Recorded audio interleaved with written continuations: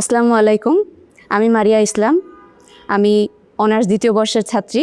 আমি পড়াশোনার পাশাপাশি ক্যারিয়ার হিসেবে ফ্রিল্যান্সিংকে বেছে নিয়েছি। এই প্রফেশনে আমি ঘরে বসে কাজ করতে পারছি। আমাকে কাজের জন্য অফিসে বা বাহিরে কোথাও ছোটাছুটি করতে হচ্ছে না। ঘরে বসে খুব সহজে আমি অনেক বেশি উপার্জন করতে পারছি ফ্রিল্যান্সিংয়ের মাধ্যমে, যে কারণে আমি ফ্রিল্যান্সিং প্রফেশনকে বেছে নিয়েছি। ফ্রিল্যান্সিংয়ের মধ্যে আমার কাছে সবথেকে বেশি আগ্রহের ছিল ডিজিটাল মার্কেটিং। মার্কেটিংয়ের প্রতি আমি যেহেতু কন্টেন্ট ক্রিয়েটর, আমি অনেক আগে থেকেই কন্টেন্ট ক্রিয়েটিং করি। আর মার্কেটিংয়ের প্রতি আমার অনেক আগে থেকেই আগ্রহ ছিল।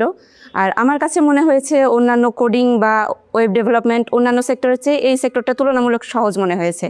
ই লার্নিংকে খুঁজে পেয়েছি আমি ফেসবুক প্ল্যাটফর্মের মাধ্যমে। ই লার্নিংয়ের একটা কোর্সের বিজ্ঞাপন আমার ফেসবুক প্রোফাইলে এসেছিল। তো আমি ডিজিটাল মার্কেটিং কোর্সে ভর্তি হওয়ার জন্য কোথায় ভর্তি হব, এটা আমি বেশ কিছুদিন যাবৎ খুঁজতেছিলাম। তো ফেসবুকে আমার কাছে ই লার্নিংয়ের একটা বিজ্ঞাপন আসে। ই লার্নিংয়ে আমি 10 দিনের গুগল অ্যাডসেন্সের কোর্সে এনরোল করেছি। এই কোর্সটা আমাদের জন্য অনেক বেশি উপকারী ছিল।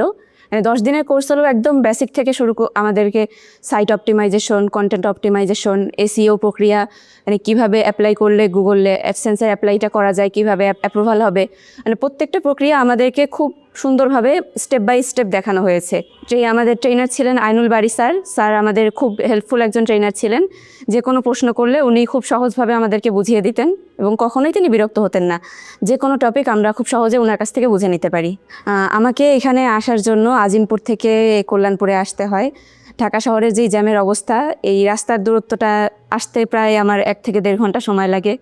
তাছাড়া এই ফ্রিল্যান্সিংকে ক্যারিয়ার হিসেবে বেছে নেওয়াটাও বেশ চ্যালেঞ্জিং, কারণ এই ফ্রিল্যান্সিংয়ের সাথে অনেকেই পরিচিত, আবার অনেকেই পরিচিত না।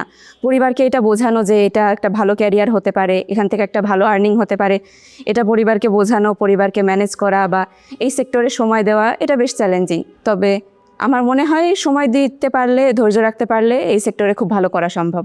আমি বিশ্বাস করি আমি যদি ধৈর্য ধরে কাজ করতে পারি, ধৈর্য সহকারে, আমি ইনশাল্লাহ আমার স্বপ্নগুলো পূরণ করার জন্য যতটুকু আর্নিং করা প্রয়োজন, স্বপ্নগুলোকে বাস্তবায়ন করার জন্য ততটা আর্নিং আমি করতে পারবো। আমি বলবো মেয়েদের জন্য একটা বেস্ট প্রফেশন হতে পারে ফ্রিল্যান্সিং।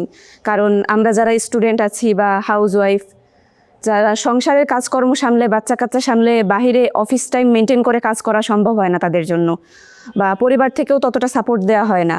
তো এক্ষেত্রে মেয়েরা যদি ফ্রিল্যান্সিংটাকে প্রফেশন হিসেবে বেছে নেয়, তারা ঘরে বসেই খুব সহজে আর্ন করতে পারবে এবং পরিবারের সাপোর্ট হতে পারবে। অবশ্যই আমি বলবো ই লার্নিং ফ্রিল্যান্সিং শেখার জন্য বেস্ট একটা প্ল্যাটফর্ম।